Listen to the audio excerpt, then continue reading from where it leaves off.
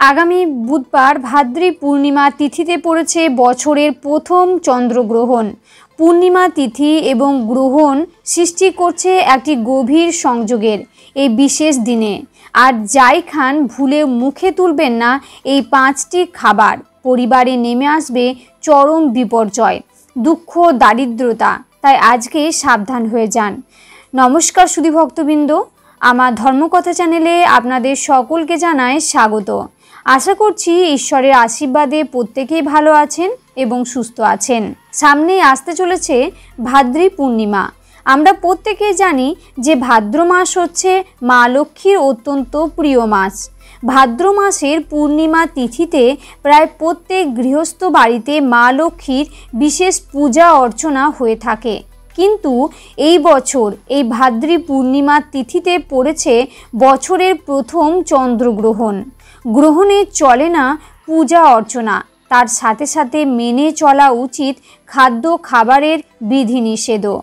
আজকের এই ভিডিওতে আমি আপনাদের সঙ্গে আলোচনা করব এই বছরের ভাদ্রী পূর্ণিমা তিথি এবং বছরের প্রথম চন্দ্রগ্রহণ অর্থাৎ 2024 সালের প্রথম চন্দ্রগ্রহণ তিথিতে আপনারা কোন কোন খাবার ভুলেও মুখে তুলবেন না, এর ফলে সুস্থ নিরোগ থাকবেন।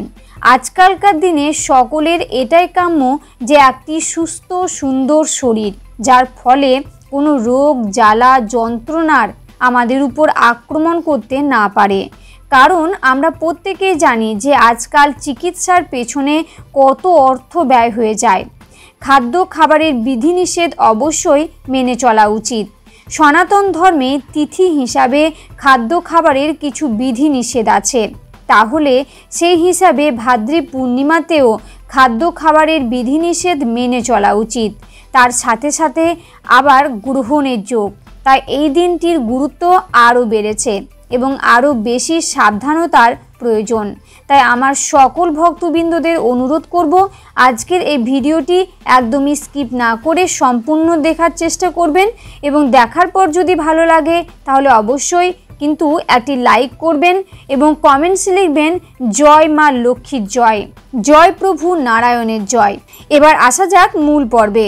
প্রথমেই আমরা জেনে নেব এবছর গ্রহণ কখন থেকে লাগছে এবং কখন ছাড়ছে। পঞ্জিকা অনুসারে পূর্ণাঙ্গ সময়সূচি এবং ভাদ্রী পূর্ণিমা কখন লাগছে ও ছাড়ছে। 2024 সালের বছরের প্রথম চন্দ্রগ্রহণ পড়েছে বাংলার পয়লা আশ্বিন 1431, ইংরাজির 18 সেপ্টেম্বর 2024 বুধবার দিন। গ্রহণ স্পর্শ হচ্ছে সকাল 7:42 গ্রহণ মধ্য হচ্ছে সকাল 8:14। গ্রহণ সমাপ্তি হচ্ছে সকাল 8:47 এবং গ্রহণ স্থিত হচ্ছে 1 ঘন্টা 5 মিনিট। এই বিশেষ দিনই আবার পড়েছে ভাদ্রী পূর্ণিমা। পূর্ণিমা লাগছে পূর্ব দিন অর্থাৎ 17 সেপ্টেম্বর সকাল 11:05 থেকে এবং পূর্ণিমা তিথি থাকছে 18 সেপ্টেম্বর অর্থাৎ বুধবার সকাল 8:48 পর্যন্ত। গ্রহণ কতক্ষণ অবধি থাকছে এখানে যে সময়সূচি উল্লেখ করা হলো সেটা ভারতীয় প্রমাণ সময়ে। বছরের প্রথম এই চন্দ্রগ্রহণটি হচ্ছে এটি আংশিক গ্রহণ বা খণ্ডগ্রাস চন্দ্রগ্রহণ। প্রথমেই বলে দিই যে খাদ্য খাবার যাই খান না কেন গ্রহণের যে সময়কালটি রয়েছে অর্থাৎ গ্রহণ স্পর্শ থেকে গ্রহণ সমাপ্তি পর্যন্ত এদের সময়কালটি, এই সময়কালে আপনারা কোনো রকম খাদ্যদ্রব্য প্রস্তুত করবেন না, অর্থাৎ এই সময়ে আপনারা রান্নার কাজ করার থেকে বিরত থাকবেন এবং এই সময় কোনো রকম খাবার আপনারা গ্রহণ করবেন না। কারণ গ্রহণের সময় পরিবেশের নেগেটিভ শক্তি অতিমাত্রায় বাড়ছে, তাই এই সময়ে রান্না করা খাবার গ্রহণ করা চলে না। এই সময় রান্না করা বা খাবার গ্রহণ করা চলে না, এর ফলে স্বাস্থ্যের দোষ প্রভাব পড়ে। তাই গ্রহণ শুরু থেকে গ্রহণ সমাপ্তি পর্যন্ত এই যে সময়কাল, এই সময়কালে আপনারা ভুলেও কোনো রকম খাদ্যদ্রব্য গ্রহণ করবেন না। গ্রহণের আগে আপনারা চাইলে খাবার প্রস্তুত করে রাখতে পারেন, কিন্তু তাতে অবশ্যই তুলসী পাতা দিয়ে রাখবেন। সব থেকে ভালো হয় যদি গ্রহণ ছেড়ে যাওয়ার পরে বাড়ি ঘরদোর অত্যন্ত ভালোভাবে লবণ জল দিয়ে পরিষ্কার করে নেন এবং নিজে শুদ্ধভাবে স্নান করে গঙ্গার জল বস্ত্রে এবং মস্তকে ছিটিয়ে তারপরে আপনারা রান্নাঘরে প্রবেশ করবেন। দেখুন, গ্রহণ ছেড়ে যাওয়ার পরে অবশ্যই স্নান করা উচিত। গ্রহণ ছেড়ে যাওয়ার পরে অবশ্যই স্নান করা উচিত, পরিষ্কার বস্ত্র পরা উচিত, ঘর বাড়ি পরিষ্কার করে মোছা উচিত, গঙ্গার জল সর্বত্র ছেটানো উচিত। এই কয়েকটি কাজ আপনাদের করতে হবে যদি পরিবারের মঙ্গল চান। এবার গ্রহণ ছেড়ে গেলে তারপরে আপনারা খাদ্য প্রস্তুত করতে পারেন, কারণ এই গ্রহণের যে সূতক সময় গ্রাহ্য হবে না, এটি দিনের বেলা হচ্ছে। যেহেতু এটি চন্দ্রগ্রহণ তাই ভারতবর্ষে অদৃশ্য, তাই অদৃশ্য গ্রহণের সূতক সময় গ্রাহ্য হয় না। তাই গ্রহণ ছেড়ে যাওয়ার পরে আপনারা রান্না করতে পারেন। এবার আসছি যে কি কি খাবার থেকে আমাদেরকে বিরত থাকতে হবে। গ্রহণের সাথে এটা ভুললে চলবে না যে এটা হচ্ছে পূর্ণিমা তিথি। এই পূর্ণিমা তিথিতে খাদ্য খাবারের যে বিধিনিষেধ আছে সেটি অবশ্যই কিন্তু মানতে হবে। এই পূর্ণিমা তিথিতেও প্রথম যে খাবারটি আপনারা গ্রহণ করবেন না ভুলেও, সেটি হচ্ছে মাছ, মাংস, ডিম, পেঁয়াজ, রসুন, অর্থাৎ যে কোনো রকমের আমিষ জাতীয় খাবার। সনাতন ধর্মে তিথি হিসাবে গুরুত্ব আরও বেশি থাকে। সেই হিসাবে পূর্ণিমা অমাবস্যা তিথিতে এই সমস্ত খাবার গ্রহণ করলে শরীরের রোগ দানা বাঁধে। যদিও বিশেষ করে বাঙালি মানুষজন ভোজন রসিক হন, তাই জন্য তারা নানা রকম আমিষ জাতীয় দ্রব্য অন্যান্য দিন গ্রহণ করে থাকেন, কিন্তু অমাবস্যা পূর্ণিমা তিথিতে মাছ, মাংস, ডিম, পেঁয়াজ, রসুন ইত্যাদি খাবার গ্রহণ করলে মহাপাপ হয় এবং স্বাস্থ্যহানি ঘটে। এর ফলে চিকিৎসার পেছনে প্রচুর অর্থ ব্যয় হয়। ভুলেও আপনারা ভাদ্রী পূর্ণিমা তিথিতে আগামী বুধবার দিন মাছ, মাংস, ডিম ইত্যাদি আমিষ জাতীয় খাবার বাড়িতে রান্না করবেন না এবং নিজেরও খাবেন না এবং বাড়ির কাউকে খেতেও দেবেন না। দ্বিতীয় যে খাবারটি ভুলেও গ্রহণ করবেন না সেটি হচ্ছে যে কোনো প্রকার পোড়া জাতীয় জিনিস। পোড়া জাতীয় জিনিস অনেকেই পছন্দ করেন, নানা রকম সবজি পোড়া খেতে বা মশলা পুড়িয়ে সবজিতে দিতে অথবা রুটি খেতে।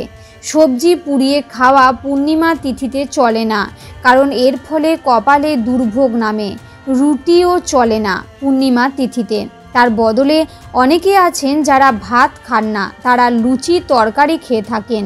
সেটা দেখুন অনেকেই নানা রকমভাবে পালন করে চলে আসছে বংশ পরম্পরায়, সেইভাবে পালন করে থাকেন, তাতে সেরকম কোনো অসুবিধে নেই। তবে অমাবস্যা পূর্ণিমা তিথিতে পঞ্চ রবি শস্য ত্যাগ করতে হয়। কিন্তু অনেকে আছেন যে তারা হয়তো ভাত খান না, কিন্তু তারা লুচি পরোটা খেয়ে থাকেন। তবে ভুলেও রুটি খাবেন না, কারণ পোড়া জাতীয় জিনিস কিন্তু পূর্ণিমা তিথিতে চলে না। এর ফলে কপালে দুর্ভোগ নামে। তখন আমরা ভাবি যে আমরা কি ভুল কাজ করলাম যার ফলে আমাদের দুর্ভোগ ভোগ করতে হচ্ছে। তার কারণ হচ্ছে খাবার। খাদ্য এমন জিনিস যেটা আমরা সরাসরি গ্রহণ করি এবং খাবারের ফলে আমাদের স্বাস্থ্য উন্নতি ঘটে, আবার স্বাস্থ্যের অবনতিও ঘটে খাবারের জন্য। তাই খাবারের বিধিনিষেধ প্রত্যেকের মেনে চলা উচিত। তৃতীয় যে খাবারটি খাবেন না সেটি হচ্ছে যে কোনো প্রকারের তেতো জাতীয় জিনিস। ভাদ্রী পূর্ণিমায় মা লক্ষ্মীর আগমনের দিন। পূর্ণিমা তিথি মা লক্ষ্মীর অত্যন্ত প্রিয় তিথি, তার সাথে সাথে ভাদ্র মাস লক্ষ্মীর অত্যন্ত প্রিয় মাস। তাই ভাদ্র মাসের পূর্ণিমা তিথিতে, যদিও এটি ভাদ্র মাসে পড়ছে না, তবু সেটি হচ্ছে ভাদ্রী পূর্ণিমা। তাই ভাদ্রী পূর্ণিমা তিথিতে ভুলেও খাবেন না যে কোনো প্রকারের তেতো জাতীয় জিনিস, যেমন উচ্ছে, করলা, নিম পাতা, যেটি স্বাদে তিক্ত। এর ফলে কিন্তু জীবনে তিক্ততা বাড়ে, বিশেষ করে বাড়ির লোকেদের সঙ্গে সম্পর্কের মধুরতা হারায় এবং তিক্ততা বাড়ে। তাই তেতো জাতীয় জিনিস কিন্তু একেবারেই বর্জন করবেন ভাদ্রী পূর্ণিমা তিথিতে। চতুর্থ যে খাবারটি বর্জন করবেন সেটি অবশ্যই বর্জন করবেন সেটি হচ্ছে যে কোনো প্রকারের নেশা জাতীয় জিনিস। নেশা জাতীয় জিনিসের কোনো পুষ্টিগুণ থাকে না। মানুষ এটি শুধুমাত্র ক্ষণিক সময়ের আনন্দ তৃপ্তির জন্য গ্রহণ করে থাকে, কিন্তু নেশা মানুষের কার্যক্ষমতা কমায়, তার চিন্তাশীলতা কমায়। তাই এই সমস্ত জিনিস সবসময় বর্জন করা উচিত। ভুলেও মুখে তুলবেন না যে কোনো প্রকারের নেশা জাতীয় জিনিস। এর ফলে অর্থ অপচয় হয়, পরিবারের আর্থিক অবনতি নেমে আসে এবং পরিবারের অশান্তি বাড়ে। এবং যে ব্যক্তি বাড়িতে নেশা করেন সে ব্যক্তির বাড়িতে কখনোই সুখ শান্তি থাকে না এবং সবসময় কলহ বিবাদ লেগেই থাকে। সেই বাড়িতে মা লক্ষ্মী কখনোই প্রবেশ করেন না। আর ভাদ্রী পূর্ণিমা হচ্ছে মা লক্ষ্মীর গৃহস্থ বাড়িতে আগমনের দিন। তাই গ্রহণ ছেড়ে যাওয়ার পরে বাড়ি ঘরদোর পরিষ্কার করে সাজিয়ে নেবেন। আপনারা সুন্দরভাবে বাড়ি ঘরদোর বিশেষ করে মুখ্য দরজা খুব ভালোভাবে পরিষ্কার পরিচ্ছন্ন করবেন এবং তারপরে আপনারা পুজো দিতে পারেন। কারণ এটি যে চন্দ্রগ্রহণ এটি ভারতবর্ষে অদৃশ্য, তাই এই সূতক সময় গ্রাহ্য হবে না। তাই গ্রহণ ছেড়ে যাওয়ার পরে নিত্য পূজা দিতে পারেন, তবে গ্রহণের যে সময়কাল সেই সময় আপনারা পুজো দিতে পারবেন না। আজকের এই ভিডিওটি এখানেই শেষ হলো। এই ভিডিওটি দেখে যদি আপনাদের একটু হলেও ভালো লাগে বা একটু উপকৃত হন তাহলে অবশ্যই লাইক, কমেন্ট এবং শেয়ার করবেন এবং চ্যানেলে নতুন হয়ে থাকলে চ্যানেলটিকে সাবস্ক্রাইব করে পাশে থাকবেন। সকলেই সুস্থ থাকুন, ভালো থাকুন। নমস্কার।